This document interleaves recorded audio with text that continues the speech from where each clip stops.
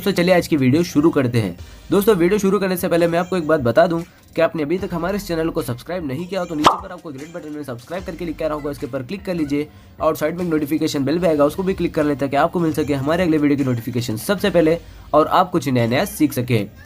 कुछ करिए नस नस मेरी खोले हाय कुछ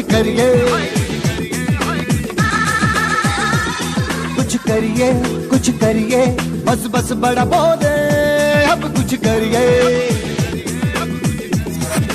ओ कोई तो चल सिद्ध फड़िए तू बेतरिए या मरिए हाय कोई तो चल सिद्ध फड़िए तू बेतरिए या मरिए शक दे हो शक दे गिलिया शक दे हो शक दे गिलिया शक दे हो शक दे गिलिया शक दे हो शक दे गिलिया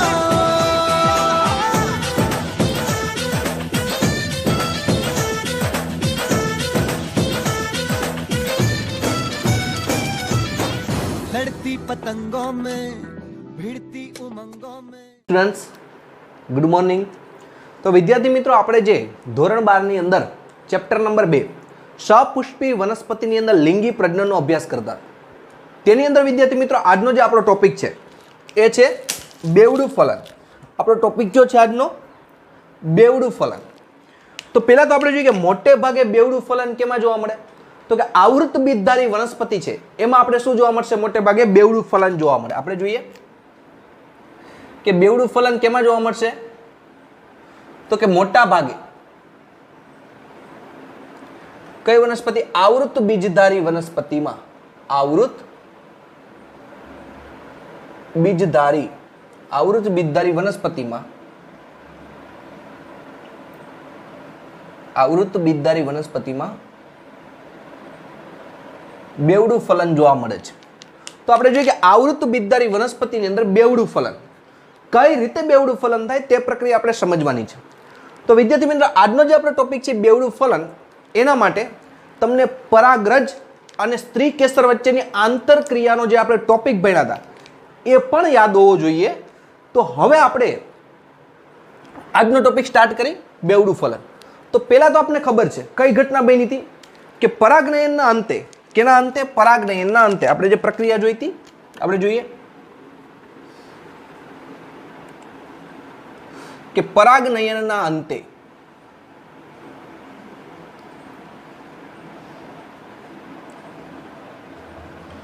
પરાગનયન કેને કહેવાય કે માનો કે સંગત પરાગરજ હોય, કેવી હોય, સંગત પરાગરજ। સંગત પરાગરજ એટલે યોગ્ય પરાગરજ। તો સંગત પરાગરજ હોય તો તે સ્ત્રી કેસરના પરાગાસન દ્વારા તે પરાગરજને સ્વીકારી લેવામાં આવે, એટલે કે પરાગરજનું પ્રસ્થાપન સ્ત્રી કેસરના પરાગાસન ઉપર થઈ જાય એને પરાગનયન કહેવાય। તો પરાગનયનના અંતે શું થાય, તો કે પરાગનયનના અંતે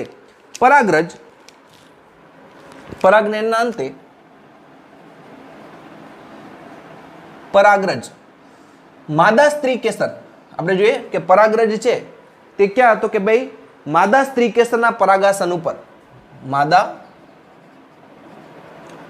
સ્ત્રી કેસરના પરાગાસન પર પ્રસ્થાપિત થઈ જાય છે। આપણે ડાયાગ્રામ દ્વારા જોઈએ કે કઈ ઘટના બને કે પરાગનયનના અંતે આપણે જોઈએ કે પરાગનયનની પ્રક્રિયા પૂરી થઈ જાય તો કઈ રીતે, માનો કે આપણે સ્ત્રી કેસર દોરીએ,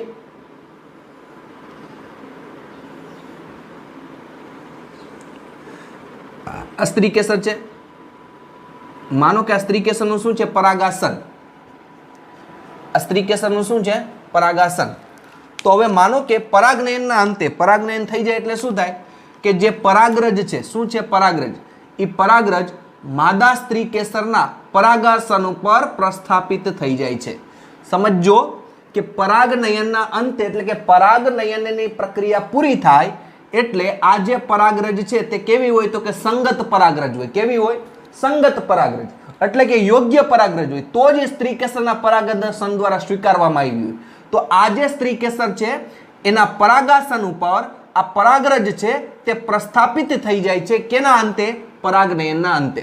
તો કે પરાગનયનના અંતે માદા સ્ત્રી કેસરના પરાગાસન ઉપર પરાગરજ છે તે કેવી થઈ જાય છે? પ્રસ્થાપિત થઈ જાય છે. તો પરાગનયનને અનુસરીને ફલનની ક્રિયા આગળ થાય છે. તો આપણે જોઈએ કે પરાગનયનથી આ ઘટના કઈ થઈ? પરાગનયન. તો પરાગનયનને અનુસરીને કઈ ઘટનાને અનુસરીને? પરાગનયનને અનુસરીને ફલનની ક્રિયા આગળ વધે છે. કઈ ક્રિયા આગળ વધે છે? ફલનની ક્રિયા. કઈ ક્રિયા તરફ આગળ વધશે? ફલનની ક્રિયા થાય છે. કઈ રીતે થાય? તો વિદ્યાર્થી મિત્રો હવે આપને ખબર હોવી જોઈએ કે જો સંગત પરાગરજ હોય એટલે કે યોગ્ય પરાગરજ હોય તો પરાગનયન થાય. પરાગનયન એટલે કે સ્ત્રી કેસરના પરાગાસન ઉપર પરાગરજ પ્રસ્થાપિત થઈ જાય તો આ પરાગનયન થઈ ગયું. તો હવે પરાગનયન થઈ જાય પછી કઈ ક્રિયા તરફ આગળ વધે? ફલનની ક્રિયા તરફ. તો ફલન ક્યારે થાય? તો એ આપને ખબર હોવી જોઈએ. ફલન ક્યારે થાય? કે જ્યારે નરજન્યુ પ્લસ માદાજન્યુ આ બે જોડાય એટલે એ પ્રક્રિયાને ફલન કહેવાય. તો માદાજન્યુ ક્યાં હોય? તો આપણે આગળ રચના શીખી ગયા ભ્રૂણપુટની. આ આપણે દોરેલો છે ભ્રૂણપુટ. ભ્રૂણપુટ ક્યાં હોય? તો કે આ અંડાશય છે, બીજાશય. એની અંદર શું હોય? કે અંડાશય અથવા બીજાશયની અંદર અંડક હોય. અંડકની અંદર શું હોય? આવું ભ્રૂણપુટ હોય. આપણે આગળની રચનાઓ વિદ્યાર્થી મિત્રો યાદ હોવી જોઈએ તો જ આ ટોપિક વ્યવસ્થિત સમજી શકશું. તો આપણે જોઈએ તેની અંદર કે આ રીતના ભ્રૂણપુટ હોય. ભ્રૂણપુટમાં અહીંયા શું હોય? અંડકોષ હોય. તો અહીંયા અંડકોષ હોય, અંડકની અંદર ભ્રૂણપુટની અંદર અંડકોષ હોય અને અહીંયા શું હોય? નરજન્યુ હોય. તો આ નરજન્યુ અને માદાજન્યુ ભેગા થાય તો ફલન થાય. તો પરાગનયન તો થઈ ગયું છે એટલે કે પરાગાસનના સ્ત્રી કેસરના પરાગાસન ઉપર પરાગરજ પ્રસ્થાપિત થઈ ગઈ. તો હવે આગળ ફલનની પ્રક્રિયા કરવી પડે. ફલનની પ્રક્રિયા કરવા માટે શું કરવું પડે? તો જેમ કે આપણે આગળ જોયું હતું સ્ત્રી કેસર અને પુકેસર વચ્ચેની આંતરક્રિયા યાદ હોવી જોઈએ કે હવે શું થશે કે પરાગ રજનો વિકાસ થતા તેમાંથી પરાગ નલિકા વિકસે. હવે આપણે જોઈએ કે આ પરાગાસન ઉપર પરાગરજ પ્રસ્થાપિત થઈ ગઈ. તો હવે શું થાય આગળ? કે પ્રસ્થાપિત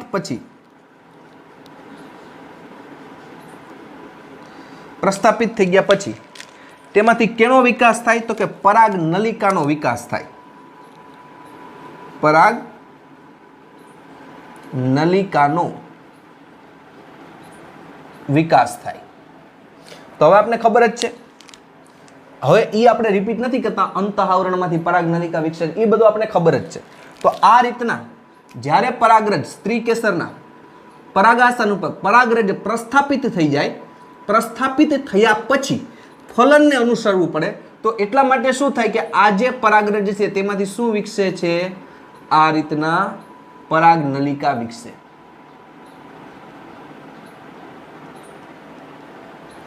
કઈ નલિકા વિકસે છે તેની અંદરથી? તો કે પરાગ નલિકા છે એ પરાગ નલિકાનો તેમાંથી વિકાસ થાય છે. પરાગ નલિકા ક્યાં જાય? પરાગવાહિનીમાં વિકાસ પામતી જાય. આપણે જોઈએ છીએ પરાગ નલિકા છે શું થાય? તો આ શું છે? પરાગવાહિની.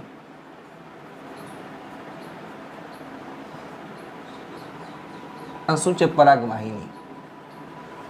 તો હવે આ જે પરાગ નલિકા છે એ આ પરાગવાહિનીની અંદર વિકાસ પામતી જાય છે. તો આપણે જોઈએ પરાગ નલિકા શું કરે? તો કે પરાગવાહિનીની અંદર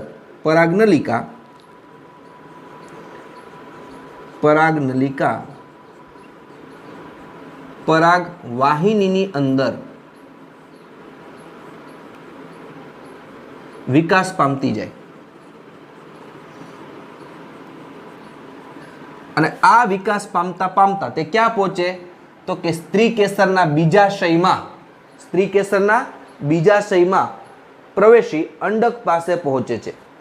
તો આ વિકાસ પામી જાય એટલે કે વિકસતી જાય અને ક્યાં પહોંચે? તો કે સ્ત્રી કેસરના બીજાશયમાં પ્રવેશી અંડકમાં પ્રવેશે છે.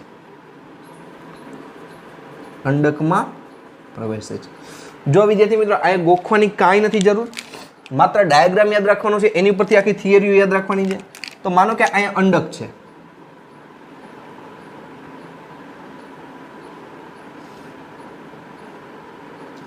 આ અંડક છે. શું છે? અંડક. આપણે લખી આ અંડક આવેલું છે.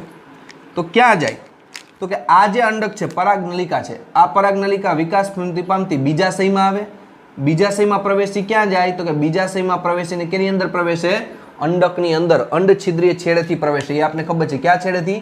અંડછિદ્રીય છેડેથી અંડકમાં પ્રવેશે છે. તો આયા સુધીની પ્રક્રિયા છે આપણે જોઈતી.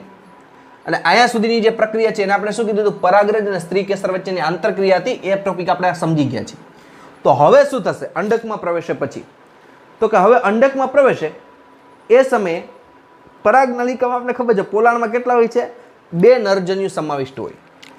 અંડકમાં પ્રવેશે તે આપણે ખબર છે આમાંથી એક વાનસ્પતિક કોષ હોય જે અગ્રભાગે હોય. એક કયો હોય? વાનસ્પતિક કોષ હોય. અને બીજું શું હોય? તો કે 2 નરજન્યુ હોય. આ 2 શું હોય? નરજન્યુ. વાનસ્પતિક કોષની અંદર તો ખોરાકનો સંગ્રહ થાય એટલે નરજન્યુ સુધી અહીંયા પહોંચે ત્યાં સુધીમાં વાનસ્પતિક કોષ છે તેનું વિઘટન થઈ જાય, એનો ઉપયોગ થઈ જાય. તો આની અંદર પોલાણમાં ખબર છે પરાગનલિકામાં કયું હોય? તો કે 2 શું આવેલા હોય છે? નરજન્યુ આવેલા હોય છે. અહીંયા સુધીનો ડાયાગ્રામ જોયો. હવે આગળનો ડાયાગ્રામ છે તે આપણે આગળ જોઈએ. જો ફરીથી રિપીટેશન કરું છું. કઈ રીતે? તો મોટા ભાગે આવૃત બીજધારી વનસ્પતિમાં બેવડું ફલન થાય. તો બેવડું ફલન સમજી પહેલા પરાગનયનના અંતે, પરાગનયન એટલે કે જો સંગત પરાગરજ હોય તો સ્ત્રી કેસરના પરાગાસન દ્વારા પરાગરજને સ્વીકારી લેવામાં આવે એટલે ત્યાં પ્રસ્થાપિત થઈ જાય. તો પરાગનયનના અંતે પરાગરજ માદા સ્ત્રી કેસરના પરાગાસન ઉપર પ્રસ્થાપિત થઈ જાય. આ ઘટનાને પરાગનયન કહેવાય. હવે પરાગનયનને અનુસરીને કઈ ક્રિયા કરવાની છે? ફલનની પ્રક્રિયા. તો ફલનની પ્રક્રિયા ક્યારે થાય? નરજન્યુ અને માદાજન્યુ જોડાય ત્યારે ફલન થાય. તો નરજન્યુ જુદી જગ્યાએ છે, માદાજન્યુ જુદી જગ્યાએ છે. તો એટલા માટે શું થાય કે જ્યારે પરાગરજ પ્રસ્થાપિત થઈ જાય પછી આ પરાગનલિકા છે, આ પરાગનલિકા પરાગરજમાંથી પરાગનલિકા વિકસે અને એ પરાગનલિકા કેમાં આગળ વધતી જાય કે આ જે પરાગવાહિનીમાં છે તેમાં ધીમે ધીમે વિકાસ પામતી જાય. અને વિકાસ પામતી પામતી ક્યાં પહોંચે? તો કે આ બીજાશયમાં પ્રવેશે. ક્યાં પ્રવેશે? બીજાશયમાં પ્રવેશે. અને બીજાશયમાં પ્રવેશીને ક્યાં પ્રવેશે છે? અંડકની અંદર પ્રવેશે છે. કેની અંદર પ્રવેશે છે? અંડકની અંદર પ્રવેશે છે. હવે આ ઉપરાંત જ્યારે પરાગનલિકાનો વિકાસ થતો થતો અંડક અંદર પહોંચે ત્યાં અહીંયા કેટલા હોય છે? તેના પોલાણમાં 2 નરજન્યુ હોય છે. તો આપણે જોઈએ આ સમય દરમિયાન આ જે પરાગનલિકા છે આ પરાગનલિકામાં કેટલા નરજન્યુ હોય? તો કે 2 નરજન્યુ હોય. પરાગનલિકામાં 2 નરજન્યુ હોય છે. કેટલા નરજન્યુ હોય છે? તેની અંદર 2 નરજન્યુ હોય છે. તો હવે આપણે આગળ ચર્ચા કરી કે આ જે 2 નરજન્યુ છે તેની શું પ્રક્રિયા થાય. એના માટે પહેલા આપણે અહીંયા એક અંડક દોરી, અંડકની અંદર આપણે ભ્રૂણપુટ દોરી.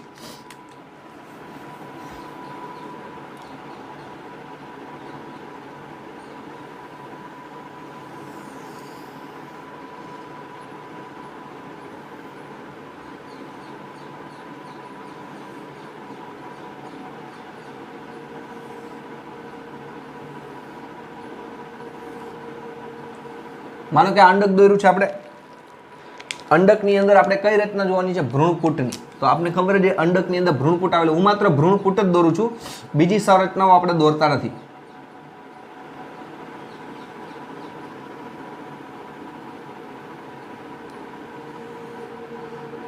માનો કે આ ભ્રૂણપુટ છે. અહીંયા ઉપર કેટલા કોષો હોય? 3 કોષો. 3 કોષ કેન્દ્ર આવેલા હોય. એની અંદર આપને ખબર છે આ રચના આપણે આગળ આવી ગઈ છે. હવે ત્રણેય કેવા હોય? તો કે એકકીય હોય. એ આપને ખબર હોવી જોઈએ. કેવા હોય?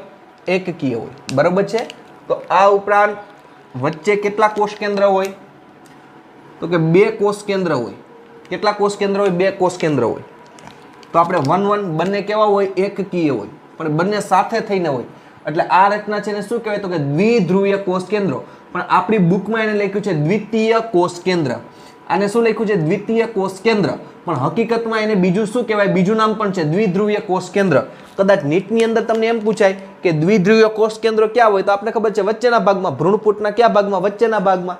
અને કદાચ એમ પણ પૂછે કે દ્વિતીય કોષ કેન્દ્ર, તો પણ શું? બે નામ એક જ છે. હવે આપણે જોઈએ કે અહીંયા શું આવેલા હોય? તો કે ભાઈ 2 સહાયક કોષો હોય. આ રીતના શું હોય? 2 સહાયક કોષો. આ જે 2 સહાયક કોષો છે એની અંદર પણ શું હોય? તો કે આ રીતના કોષ કેન્દ્ર હોય, એકકીય હોય. અહીંયા પણ કોષ કેન્દ્ર હોય, કેવા હોય? એકકીય હોય. એકકીય હોય. આ ઉપરાંત અહીંયા શું આવેલું હોય?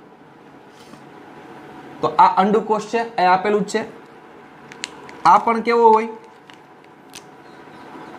કોષ કેન્દ્ર હોય. કોષ કેન્દ્ર કેવું હોય? એનું એકકીય હોય. હવે આપણે આ સુધીની પ્રક્રિયા જોઈ કે પરાગનયનના અંતે માદા સ્ત્રી કેસરના પરાગાસન ઉપર પરાગરજ પ્રસ્થાપિત થઈ ગઈ. પરાગરજ પ્રસ્થાપિત થઈ ગઈ એટલે પરાગનયન થઈ ગયું. હવે પરાગનયન થઈ ગયા પછી ફલનની પ્રક્રિયાને અનુસરીને ક્રિયા થાય. તો ફલન ક્યારે થાય? નરજન્યુ અને માદાજન્યુ જોડાય ત્યારે. તો એના માટે શું થાય? તો નરજન્યુ એ છે, માદાજન્યુ એ નીચે હોય. આ અંડક છે. વિદ્યાર્થી મિત્રો, આ અંડકની મોટી રચના મેં દોરી છે એટલે તમને સમજવામાં સરળતા રહે. આ અંડકની મેં એવા મોટી રચના દોરી છે. અંડકની અંદર તમે જો આ અંડકોષ છે, આ કયો છે? અંડકોષ. અને નામ બધા અહીંયા લખેલા છે એટલે આપણે સ્પેસનો પૂરો ઉપયોગ કરી શકીએ. અહીંયા નામ લખેલા છે. આ છે અંડકોષ છે. તો હવે એની અંદર આપણે જોઈ શકીએ કે આ જે અંડકોષ છે એ અહીંયા છે. તો બેનું ફલન તો જ થાય, બે જોડાશે તો શું થાય? કે પ્રસ્થાપિત જે પરાગરજ છે એમાંથી પરાગ નલિકા વિકસે. આ પરાગ નલિકા વિકસે અને એ પરાગ નલિકા પરાગવાહિનીમાં આગળ વધતી ક્યાં આવે? બીજાશયમાં પ્રવેશે. બીજાશયમાંથી અંડકમાં પ્રવેશે અને અંડકની અંદર આપણે ખબર છે અહીંયા આ રીતના શું હોય? તંતુમય પ્રસાધન.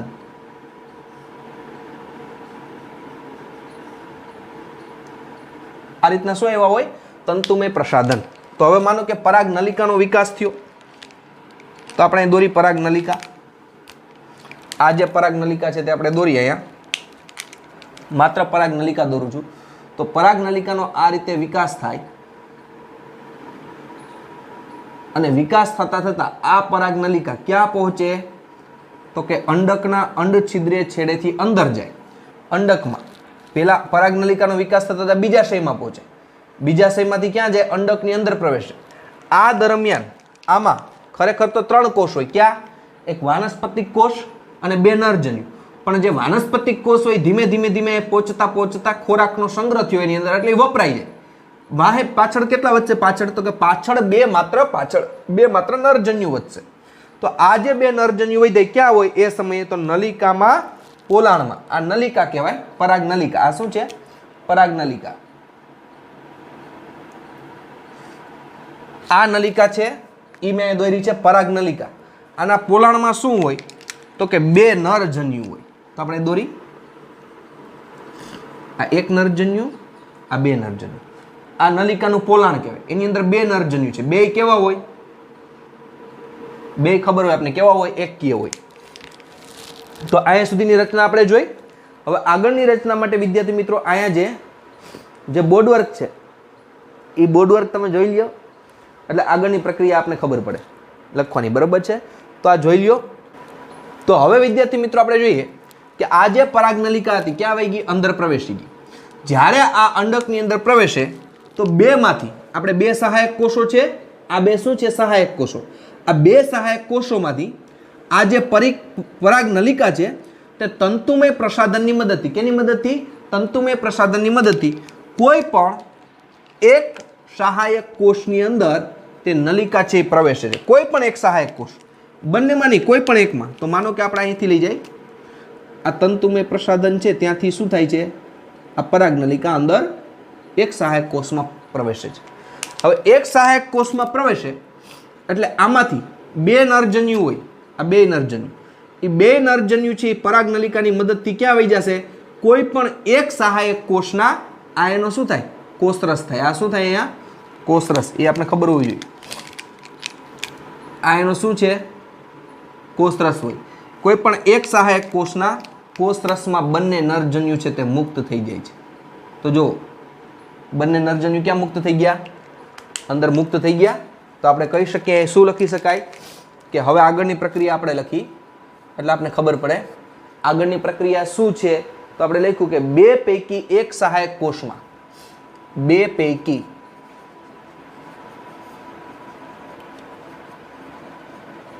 એક સહાયક કોષમાં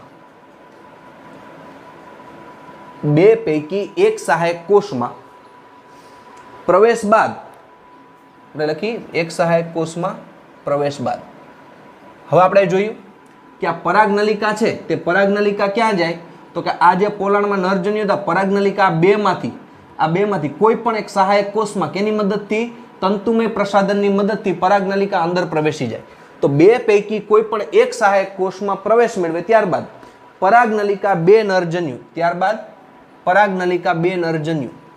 પરાગનલિકા બે નરજન્યુ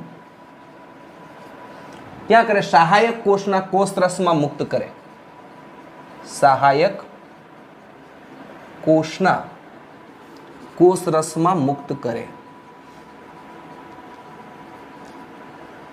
कोषरस में मुक्त करे तो आपणे जोयुं आया कि ज्यारे परागनलिका छे आया अंडकनी अंदर प्रवेशवा जाय त्यारे आ जे बे सहायक कोषो छे ए बे सहायक कोषमांथी कोई पण एक सहायक कोषमां आ परागनलिका तंतुमय प्रसाधनथी अंदर जाय ने परिणामे आनो जे कोषरस छे कोई पण एक सहायक कोष कदाच आ पण होई शके आपणे उदाहरण तरीके आ लीधुं आमां पण जई शके एवुं नहीं के आमां ज जाय परागनलिका छे तंतुमय प्रसाधननी मददथी आमां ज जेवुं ने जरूरी नथी आमां पण जई शके अने आमां पण जई शके अने तंतुमय प्रसाधननुं कार्य शुं छे आपणे भ्रूणपूटनी रचनामां जोई गया परागनलिकानो अंडकनी अंदर भ्रूणपूटनी अंदर प्रवेश करावो तो आया आपणे जोईए कोई पण बेमांथी एक सहायक कोषमां प्रवेशी गयुं हवे ई जे सहायक कोषमां प्रवेश्युं होय तेना कोषरसमां आ बे नरजन्यु छे मुक्त करी दे तो आपणे जोया आ बे नरजन्यु क्या मुक्त करी दीधा आ सहायक कोषनी अंदर तेने मुक्त करी दीधा बराबर छे तो त्यारबाद हवे आगळ प्रक्रिया शुं थशे तो आपणी पासे बे नरजन्यु छे तो बे पैकी एक नरजन्यु अंडकोष तरफ वहन पामे अने तेना कोष केंद्र साथे जोड़ाय आ बे नरजन्यु छे आ बे नरजन्यु पैकी एक नरजन्यु अंडकोष तरफ वहन पामे तो आपणे लखी बे नरजन्यु पैकी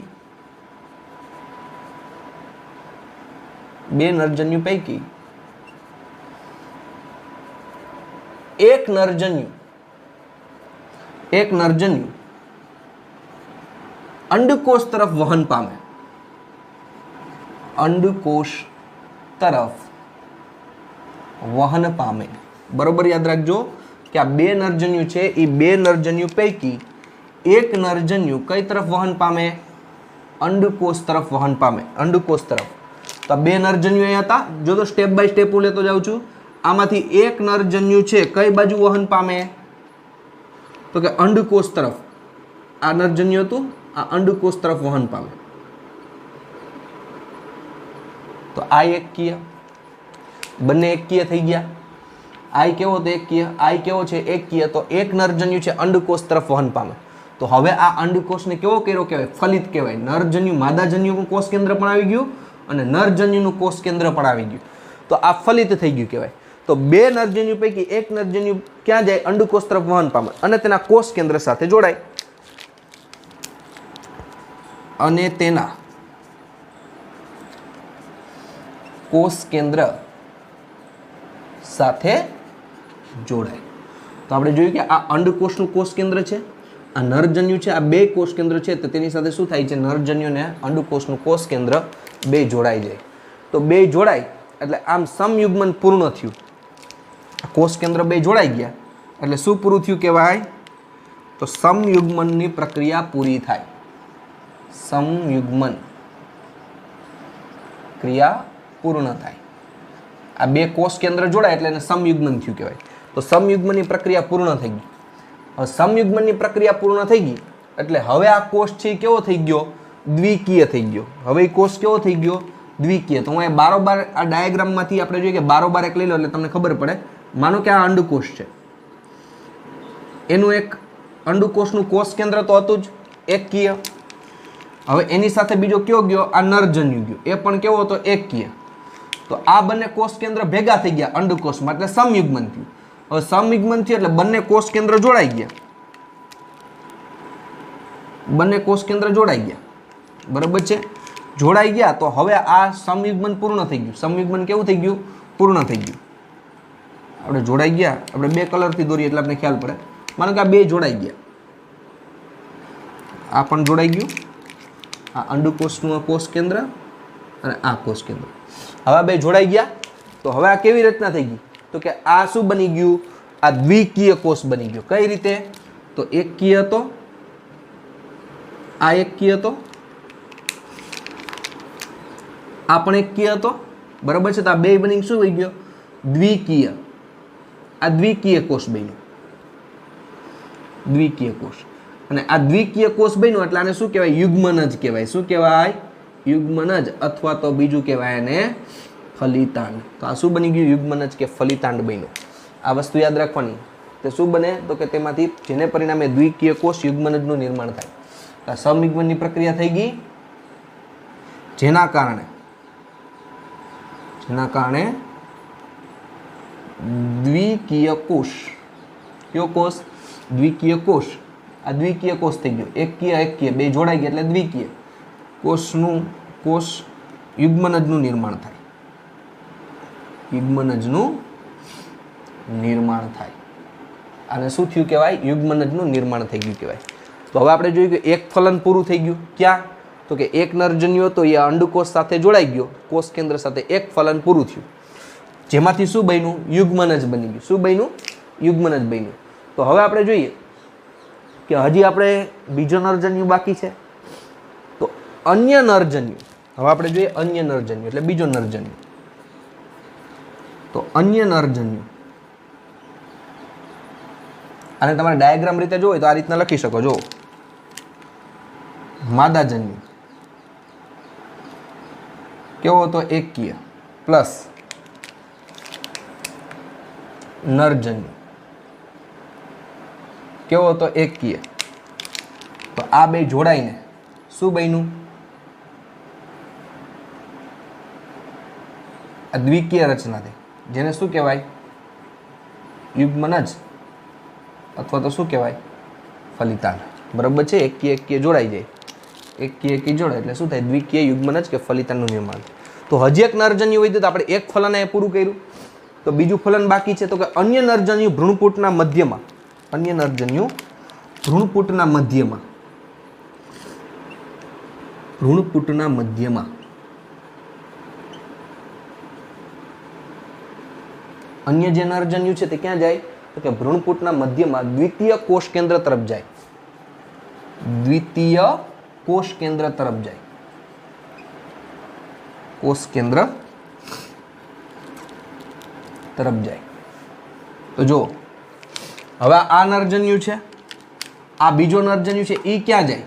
તો કે એ જાય દ્વિતીય કોષ કેન્દ્ર તરફ. આપણે લખ્યું છે આને શું કહેવાય? દ્વિતીય કોષ કેન્દ્ર, અથવા ધ્રુવીય કોષ પણ કહેવાય.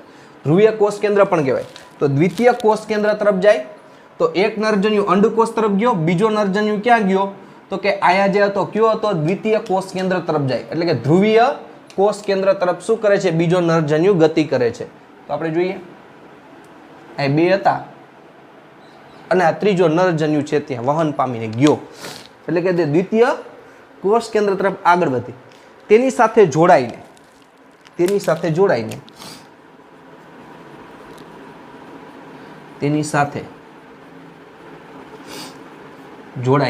કેવી રચના કરે? 1 1 1 ત્રિકીય થઈ ગયું. n n n ત્રિકીય પ્રાથમિક ભ્રૂણ કોષ કેન્દ્રની રચના કરે છે. પ્રાથમિક ભ્રૂણ કોષ કેન્દ્રની રચના કરે, જેને બીજું કહેવાય પ્રાથમિક એટલે P. પ્રાથમિક ભ્રૂણપોષ એટલે કે આપણે જોઈએ પ્રાથમિક ભ્રૂણપોષ કોષ કેન્દ્ર. એ એટલે કયો હતો કે એન્ડોસ્પર્મ. શું આવે? એન્ડોસ્પર્મ. અને એન એટલે કે ન્યુક્લિયસ. કોષ કેન્દ્ર એટલે ન્યુક્લિયસ. બરાબર છે. તો આપણે જોઈએ કે શું થઈ ગયું? અને PEN પણ શોર્ટમાં કહેવાય. શું કહેવાય? PEN. બરાબર સમજો. આ અન્ય નરજન્યુ છે, બીજો નરજન્યુ છે, તે વહન પામીને ભ્રૂણપુટના મધ્યમાં આવેલા, શું મધ્યમાં આવેલા છે? દ્વિતીય કોષ કેન્દ્ર જે મધ્યમાં આવેલો છે તેની સાથે જોડાઈ જાય. હવે જોડાય એટલે ત્રિકીય રચના કરે. તો આને આપણે ડાયાગ્રામમાં જોઈએ, અને આપણે ઝૂમ કરીને ડાયાગ્રામમાં જોઈએ તો આ રીતના માનો કે આ કોષ હતો, આ દ્વિકીય તો હતો n n, બરાબર છે। હવે એની સાથે શું થઈ ગયું કે એક કોષ કેન્દ્ર આવીને અહીં જોડાઈ ગયું। આપણે જોઈએ કે અહીંયા પાછું શું થયું, એક કોષ કેન્દ્ર આવીને જોડાઈ ગયું। તો આ જે રચના થઈ ગઈ, આ રચના થઈ ગઈ દ્વિકીય ને કેવું થઈ ગયું, ત્રિકીય। તો આ ત્રિકીય રચના થઈ, આ ત્રિકીય રચના 3n ત્રિકીય રચના થઈ ગઈ। એને શેની રચના કરી, પ્રાથમિક ભ્રૂણપોષ કોષ કેન્દ્ર, એટલે શોર્ટમાં લખું છું PEN, primary endosperm nucleus, PEN પ્રાથમિક ભ્રૂણપોષ કોષ કેન્દ્રની રચના કરી નાખી। પ્રાથમિક ભ્રૂણપોષ કોષ કેન્દ્રની રચના કરી। તો હવે આપણે કહી શકીએ કે આમ સમયુગ્મન અને ત્રિકીય જોડાણ બે પ્રકારના જોડાણ ભ્રૂણપૂટમાં થાય। ક્યાં ક્યાં? એક સમયુગ્મન, તો આપણે લખી આમ આમ એક સમયુગ્મન જોડાણ અને બીજું આ જોડાણને કેવું કહેવાય, ત્રિકીય જોડાણ। કેવું કહેવાય, ત્રિકીય જોડાણ। તો ત્રિકીય જોડાણ બે પ્રકારના જોડાણ અને બીજું ત્રિકીય જોડાણ। તો આ બે પ્રકારના જોડાણ, બે પ્રકારના જોડાણ ભ્રૂણપૂટમાં થાય। બે પ્રકારના જોડાણ ભ્રૂણપૂટમાં થાય। આ બે પ્રકારના જોડાણ છે એ કેની અંદર થાય, ભ્રૂણપૂટમાં થાય। એટલે ભ્રૂણપૂટને અહીંયા કેવું ફલન થયું કહેવાય, એટલે આ ઘટનાને શું કહેવાય, બેવડું ફલન કહેવાય। આ ઘટનાને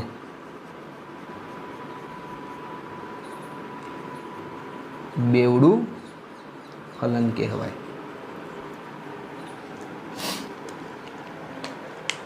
આ ઘટનાને શું કહેવાય, બેવડું ફલન કહેવાય। તો હવે આપણે જોઈએ કે મધ્યસ્થમાં ત્રિકીય જોડાણ બાદ, મધ્યસ્થમાં આ ત્રિકીય જોડાણ થઈ ગયું, આ પહેલા ત્રિકીય કોષ કેન્દ્રનું જોડાણ થયું, બરાબર છે। તો મધ્યમાં ત્રિકીય જોડાણ થઈ ગયું, તો આપણે લખીએ મધ્યસ્થમાં ત્રિકીય જોડાણ બાદ, મધ્યસ્થમાં ત્રિકીય જોડાણ બાદ, આ જોડાણ છે એ કેવું થઈ ગયું, ત્રિકીય થઈ ગયું। તો આપણે જોઈએ કે ત્રિકીય જોડાણ બાદ પ્રાથમિક ભ્રૂણપોષ કોષમાં પરિણમે છે। પ્રાથમિક ભ્રૂણપોષ કોષમાં પરિણમે છે। તો શું થાય કે અહીંયા જોઈએ છીએ આપણે કે હવે આને ફરતે શું બની ગયું, આ કોષ બની ગયું। પહેલા શું હતું, PEN પ્રાથમિક ભ્રૂણપોષ કોષ કેન્દ્ર હતા। હવે ત્રણેય જોડાઈને એક કોષ બની ગયો, એટલે શું બને, તો કે પ્રાથમિક ભ્રૂણપોષ કોષ બને। એટલે પ્રાથમિક એટલે P, ભ્રૂણપોષ એટલે તો કે એન્ડોસ્પર્મ E, અને કોષ એટલે સેલ PEC, PEC એનું શોર્ટ ફોર્મ આપણે એમ લખી શકીએ। અને ભ્રૂણપોષ તરીકે વિકાસ પામી, ભ્રૂણપોષ તરીકે શું કરે છે, વિકાસ પામે છે। ભ્રૂણપોષ તરીકે વિકાસ પામે। આ યુગ્મનજ છે, એ યુગ્મનજમાંથી કેના વિકાસમાં મદદ કરે, કે જ્યારે યુગ્મનજમાંથી વિકાસ પામે છે અને યુગ્મનજમાંથી કેનું નિર્માણ થાય, તો કે ભ્રૂણનું નિર્માણ થાય। યાદ રાખવાનું, આ જે યુગ્મનજ બન્યો તો આ યુગ્મનજમાંથી કેનું નિર્માણ થાય, ભ્રૂણનું નિર્માણ થાય।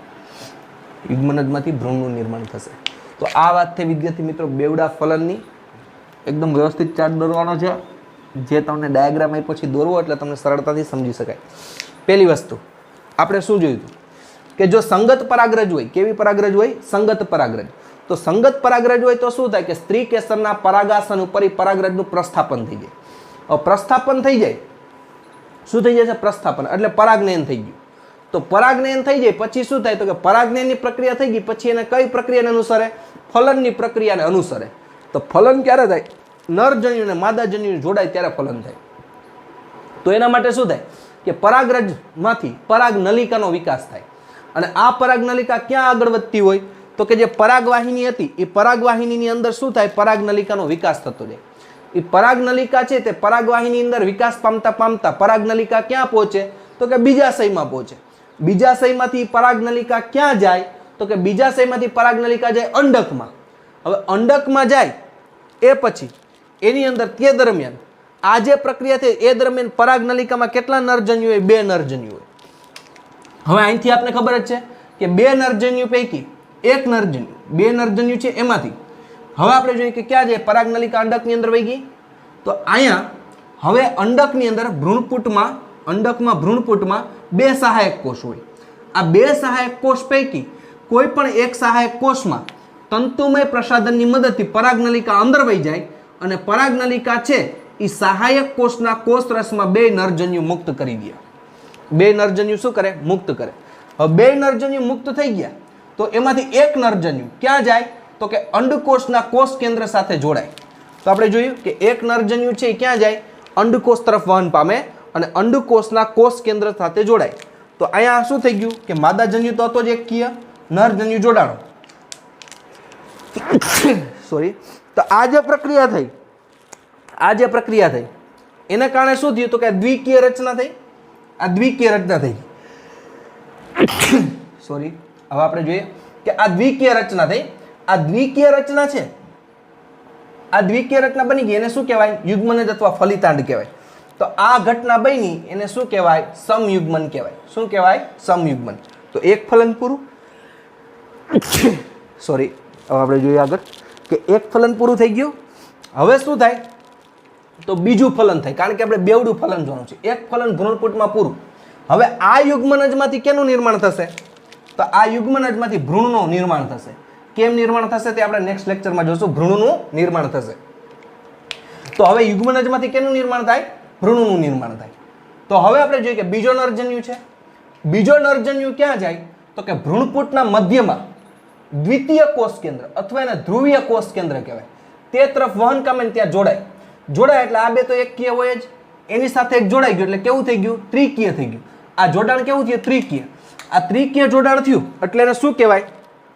તો પ્રાથમિક ભ્રૂણપોષ કોષ કેન્દ્ર. હજી એમાંથી કોષ બન્યો નથી. પ્રાથમિક ભ્રૂણપોષ કોષ કેન્દ્ર, પ્રાઇમરી એન્ડોસ્પર્મ ન્યુક્લિયસ.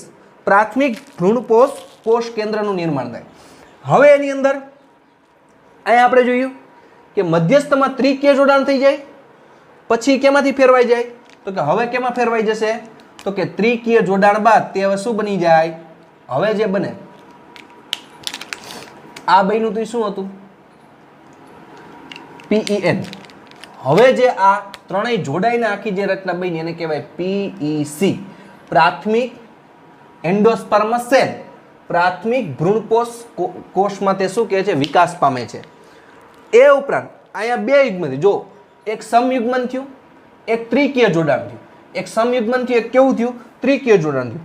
આમ બે પ્રકારના જોડાણ ભ્રૂણપૂટની અંદર થાય એટલે આને કેવું કહેવાય? બેવડું ફલન કહેવાય. તો વિદ્યાર્થી મિત્રો એકદમ ઈઝી છે, માત્ર ડાયાગ્રામ જોતો જવાનો છે. એની અંદરથી વ્યવસ્થિત આપણે બધા જ ટોપિક ક્રમ બાય ક્રમ સમજતા જવાના છે. આટલા ટોપિક છે કેવો થઈ જશે? એકદમ ઈઝી થઈ જશે. તો વિદ્યાર્થી મિત્રો આ આપણે ટોપિક પૂરો કરી છે. તમારી બુકની અંદર થોડીક બીજી આકૃતિ પણ આપી છે, એ આપણે નેક્સ્ટ લેક્ચરની અંદર સમજશું, કારણ કે એમાંથી આપણે બુક્સની અંદર થિયરી નથી. એવી થિયરી થોડીક આપણે લેવાની છે જેથી આપણે એ બુકની આકૃતિઓ સમજાઈ શકે. તો અહીંયા સુધી આપણે રાખી કયું છે? બેવડું ફલન. નેક્સ્ટ લેક્ચરની અંદર આપણે જોશું કે જે આ ભ્રૂણપૂટમાંથી આ યુગ્મનજમાંથી ભ્રૂણનું નિર્માણ થાય એ કઈ રીતે થાય છે એના વિશે આપણે અભ્યાસ કરશું. તો અહીં સુધી લેક્ચર રાખી. ઓકે વિદ્યાર્થી મિત્રો, thank you. Have a nice day.